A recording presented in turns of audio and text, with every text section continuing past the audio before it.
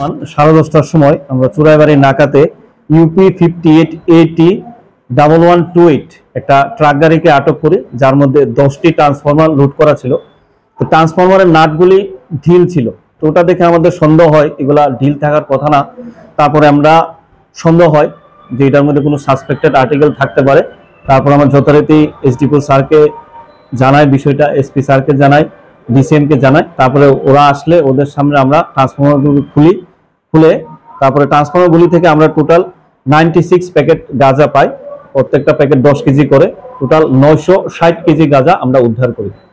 তার সাথে যে গাড়ির ড্রাইভার এবং যে অ্যাসিস্ট্যান্ট গাড়ির, তারা দুজনকে আমরা অ্যারেস্ট করি। তাদের বিরুদ্ধে আমরা এখন এনডিপিএস ধারায় কেস নেব। কালকে ওদের কোর্টে চালান করব রিমান্ড চেয়ে, এবং এর সাথে কারা জড়িত আছে তারা আমরা দেখবো সত্যি।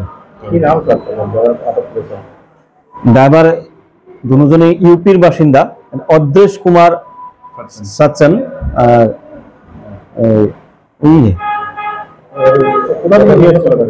গাজাটা বাইপাস খয়েরপুর বাইপাস, আপাতত যারা প্রিলিমিনারি ওদের ইন্টারোগেশনে বলেছে খয়েরপুর বাইপাস থেকে লুট হয়েছে গাজাটা। তারপরে এরা মেন রুট করে এখান পর্যন্ত এসেছে, গুয়াহাটিতে যাবে গাজাটা।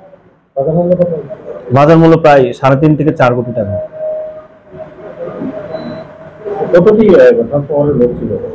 ট্রান্সফরমার টোটাল 10টা ছিল, তার মধ্যে আমরা এই 6টি ট্রান্সফরমার মধ্যে পাই, বাকিগুলা খালি ছিল। না, ওদের কাছে ইলেকট্রিক ডিপার্টমেন্টের কাগজ ছিল, যে ইলেকট্রিক ডিপার্টমেন্টের জেনারেল ম্যানেজারের একটা সই করা কাগজ ছিল, যেগুলো ট্রান্সফরমার লোড করা ছিল, ট্রান্সফরমার গুলা গুয়াহাটি যাচ্ছে। তো এগুলা আসলে কি অরিজিনাল না ফেক, না ওরা কি করেছে, এটা তদন্তে বেরিয়ে আসবে।